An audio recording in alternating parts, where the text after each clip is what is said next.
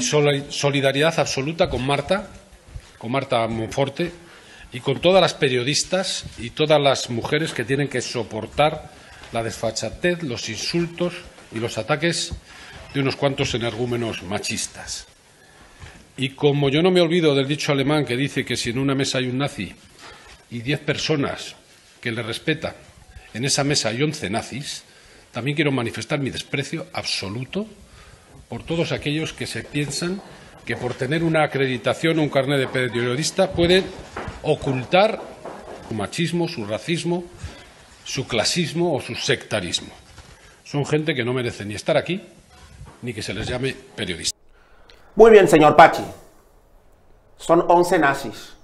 Entonces la pregunta que tiene usted que responder ¿es usted terrorista por haber compartido mesa con los terroristas de ETA, con Otegi? Si usted compartir mesa con terrorista de ETA le hace terrorista. Esa es la pregunta que tiene usted que responder.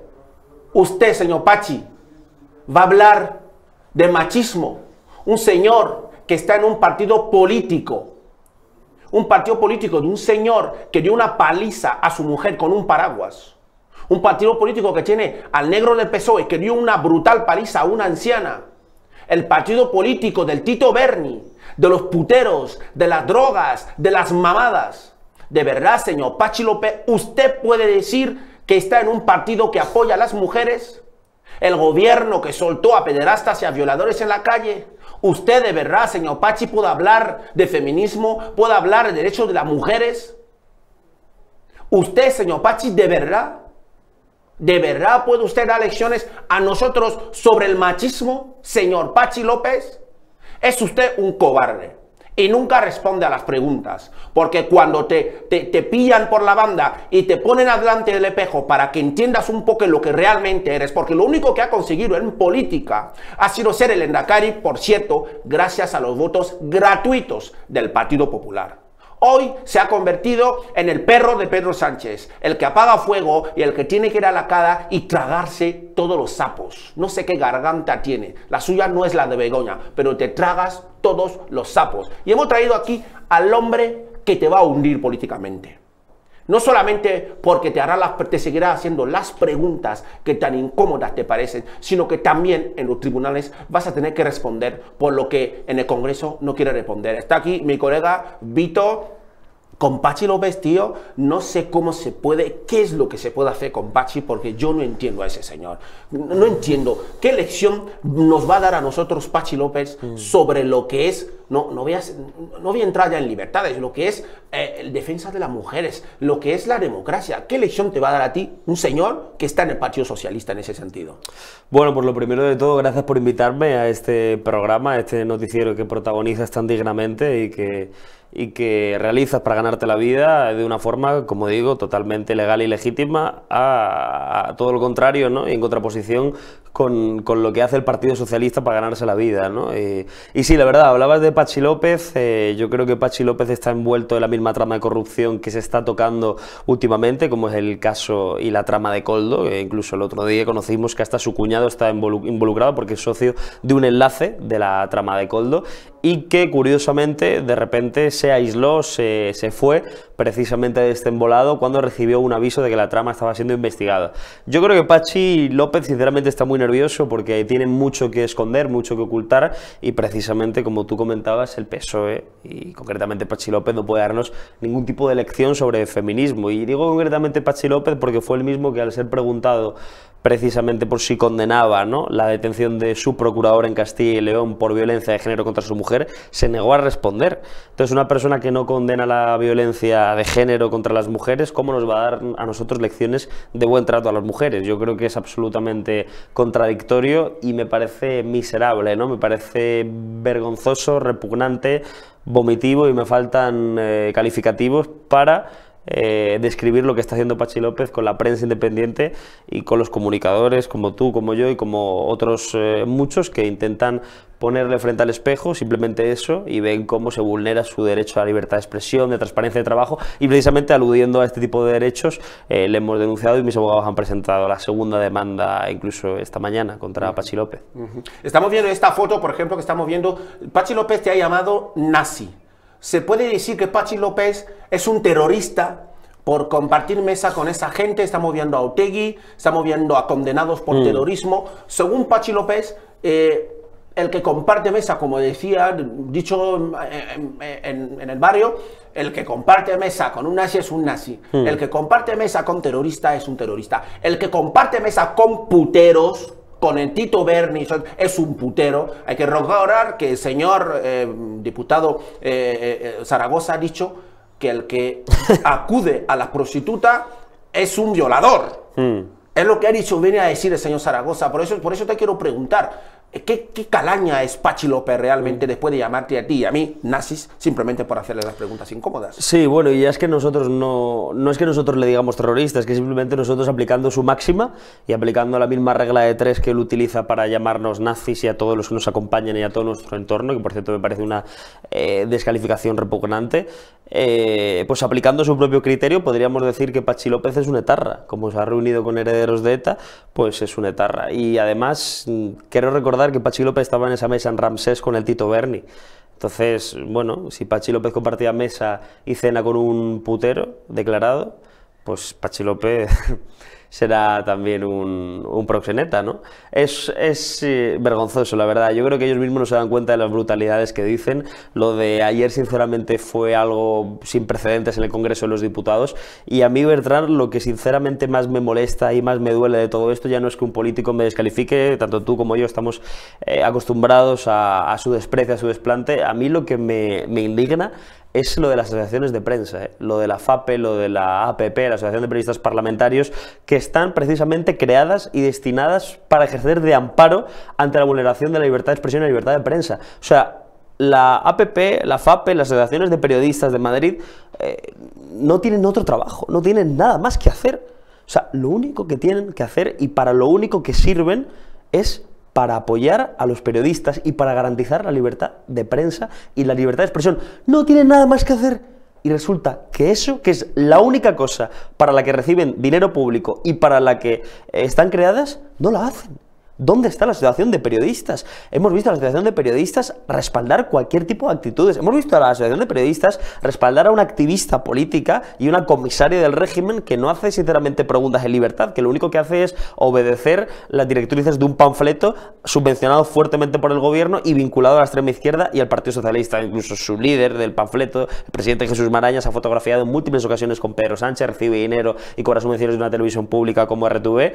Y resulta que la asociación de prensa el otro día emite un comunicado, yo estaba perplejo viéndolo desde mi puesto de trabajo, y dice que se pronuncia sobre los hechos acaecidos en relación a lo que me sucedió a mí con el Rejón, con ese veto. Digo, que bien, por fin un amparo de una asociación que simplemente tiene que dedicar a eso, a nada más. Y resulta que se pronuncia a favor de la periodista que me había censurado. Es que es increíble, ya no es que la APP y las asociaciones de prensa no condenen ese veto y esa censura injustificada, incluso me atrevería a decir ilegal, y es que simplemente amparan al censor. O sea que lejos de hacer lo que tienen que hacer, lo que hacen es precisamente hacer lo contrario. Y la asociación de prensa, que está garantizada, o que está creada para garantizar la libertad, perdón, lo que hace es apoyar a quienes oprimen la libertad.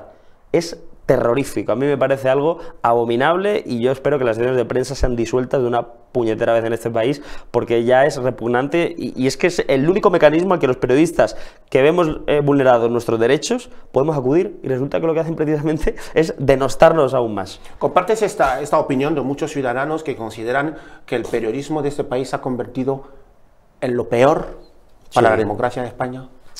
Hombre, es que en este país partimos de la base de que no hay periodismo, porque ¿tú qué entiendes por periodismo? Yo entiendo por periodismo toda labor profesional que se dedica principalmente a ejercer una función de fiscalización al poder, es decir, preguntar, cuestionar actividades... Claro, pero tenemos gente como Alvise Pérez que no son periodistas y hacen una labor que no ha hecho ni un solo periodista en este país, porque lo que hace Alvise Pérez de sacar basura que no se han atrevido a hacer los políticos. Alvise Pérez ya lleva hablando del tema, por ejemplo, Collo. Hay muchísimo tema de esto que Alvise Pérez ya había denunciado. Alvise no es un periodista y es un señor que hace una labor que es para ponerle un monumento a Alvise, por ejemplo. Por eso digo que no hay periodistas en España, y por eso digo que personas que, como tú bien dices, Alvise, ¿no?, que son comunicadores independientes, ejercen una labor mucho más digna y mucho más profesional y mucho más rigurosa que muchos periodistas que, si por ejemplo, y por cierto, siempre... Alvise da todo, Sí, da a Vox, da al PP, da a todo el mundo. Y lo que decían, ¿no? Lo hace muchas veces mejor que los periodistas de muchos periódicos, porque él incluso va por delante. Es decir, al final las noticias que sacan los periódicos siempre son Pero ¿por qué detrás ellos, con de él? todos los medios, el dinero, la cobertura que tienen, por qué no hacen esa labor que hace Avise un solo personaje? ¿Por qué Bueno, ellos pero yo creo que porque no tienen ni la mitad de criterio, ni la mitad de dignidad, ni la mitad de independencia, ¿no? Y de honradez, que son cosas que están interrelacionadas. Yo creo que cuando una persona es honrada, es moral, es éticamente decente y lo que busca sinceramente pues es destapar la corrupción y confrontar a la mafia mediática de este país y a la corrupción, es una persona con valores, ¿no? Es una persona con principios, es una persona con criterio, y lo que busca precisamente es hacer una labor buena, ¿no? Y una labor gratificante para la ciudadanía. Y lo que hacen los medios es totalmente lo contrario. Es que los medios no se dedican a destapar en este país. La mayoría de medios no se dedican principalmente, como te decía, a controlar el poder o a señalar corruptelas o a visibilizar casos de corrupción que denigran a la población y que nos perjudican a todos. Yo creo que los medios a lo que se dedican principalmente es a encubrir. Estamos viendo como en un caso tan grave como el caso Koldo, ¿no? El caso Ábalos, en el cual hay un desvío de dinero por parte del gobierno, hay delitos en fin, de corrupción, de malversación de fondos públicos, de prevaricación, de influencias. Estamos viendo cómo esos medios lo que hacen precisamente es ahora sacar una cortina de humo y hablar de un novio de Ayuso, cuando ya no han hablado del hermano, del padre y de todo el mundo. Les falta hablar del vecino y del frutero de Ayuso, para tapar y para ocultar algo tan grave, ¿no? como estos delitos que estamos viendo por parte del gobierno. Así que bueno, yo creo que los medios pues no hacen de medios, hacen de palmeros y de aplaudidores del partido que gobierna España.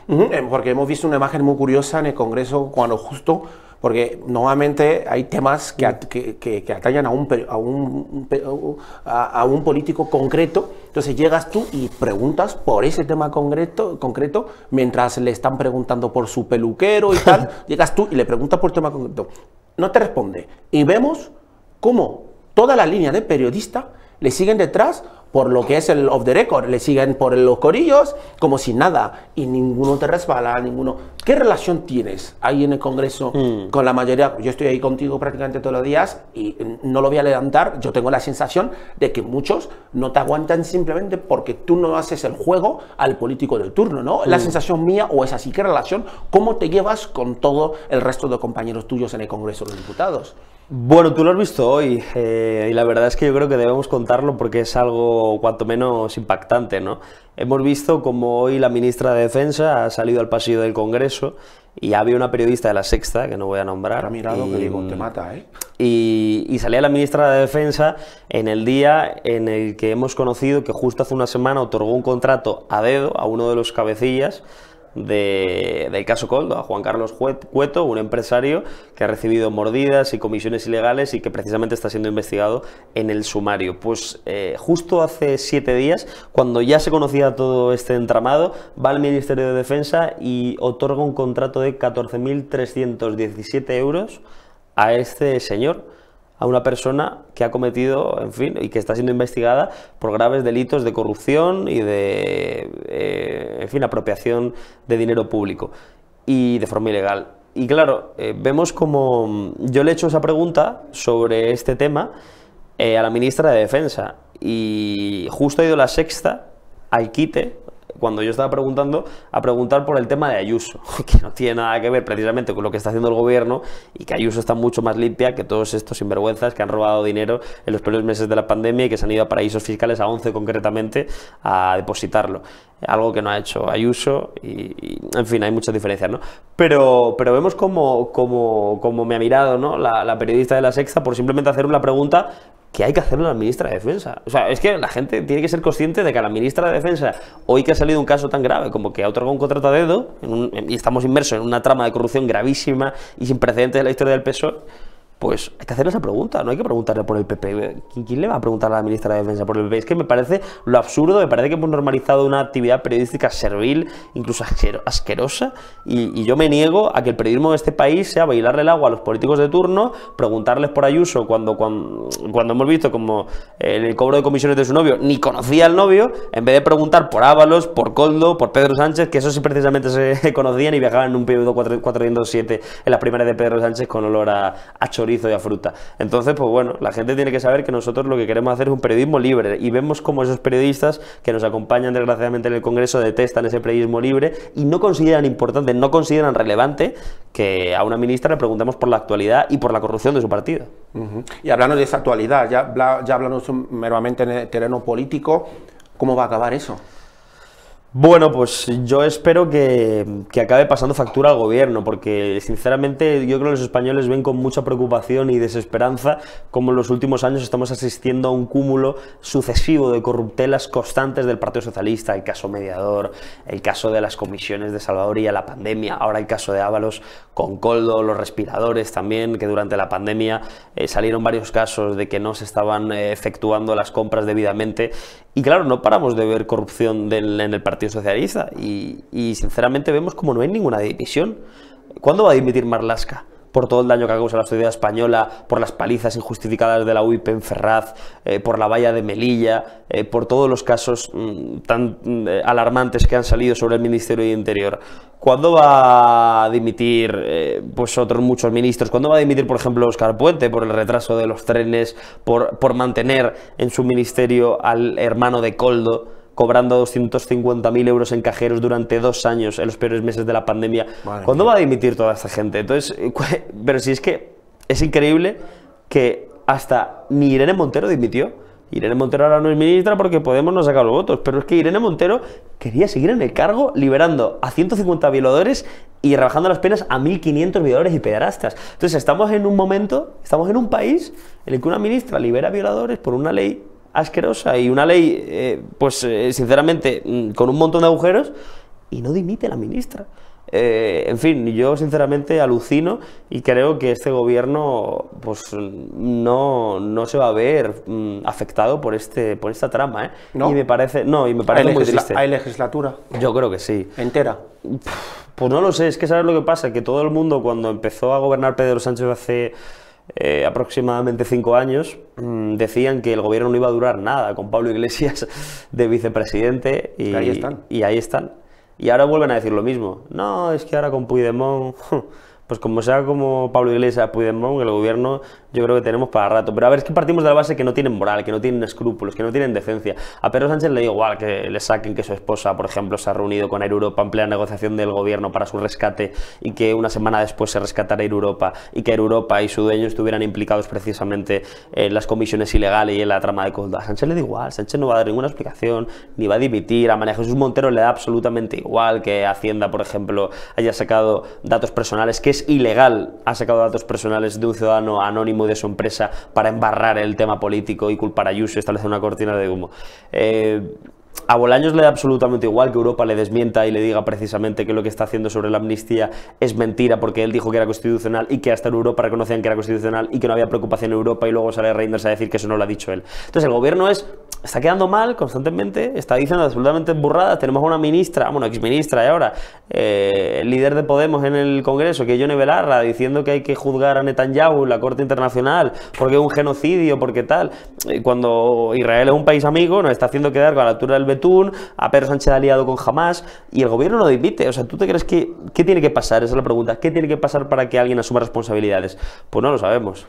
Bueno, pues espero que pasemos lo que ha dicho hoy el presidente Santiago Abascal en toda la cara a ese señor, que efectivamente no hay caso Koldo, hay caso Sánchez, y que esperemos que la justicia sea eficaz y que la justicia llegue donde tiene que llegar y que caiga quien caiga. Pero bueno, también hay un tema, pues no queremos acabar ese programa, tanto Vito como yo, sin rendir un merecidísimo homenaje a un amigo nuestro. Hemos perdido a un gran amigo nuestro de batalla, a un gran amigo mío, un amigo nuestro de concentraciones en lucha de la defensa de los niños, de la custodia compartida, en defensa de esas denuncias falsas que han metido a muchos hombres realmente en un problema que no van a poder solucionar. No poder ver a tu hijo no hay nada peor, no poder ni acercarte a tu hijo no hay nada peor, y que pueda ver a tu hijo mediante una cortina, que pueda ver a tu hijo mediante un mediador simplemente. ¿Por qué? Pues porque tu exmujer te ha denunciado falsamente de cualquier tipo de ignominia. Pero tanto,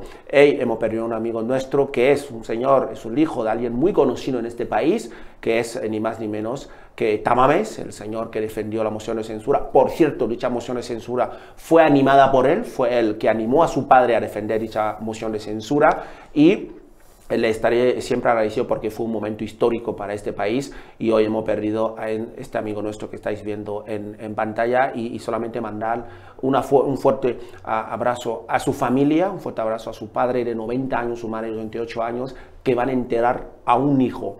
Y ayer, hablando con un familiar cercano al señor Tamames, me decía: no pensaba en mi vida que iba a enterrar a un hijo mío a 90 años. Un momento muy duro para la familia Tamames, que nos unimos a ellos al dolor, nos unimos a ellos en estos momentos muy tristes. Mandar también un fuerte abrazo a su hija, a la hija de mi amigo Moncho, que ella y su padre llevan un tiempo luchando por su inocencia para poder vivir juntos, y esta enfermedad pues se va a llevar adelante a una persona que ha sido muy importante para mí durante muchísimo tiempo en muchos viajes, y le tendré siempre presente. Y nosotros, todos mis amigos, Fernando y todos los que hemos viajado con él, hemos caminado con él en sus luchas, en su batalla, pues nada, solamente mandarle eso, que descanse en paz, que siga cuidando de nosotros desde ahí arriba, que nunca le olvidaremos. Así que esto va por ti, Moncho. Un beso muy grande, y un beso muy grande a tu familia, a tu hija.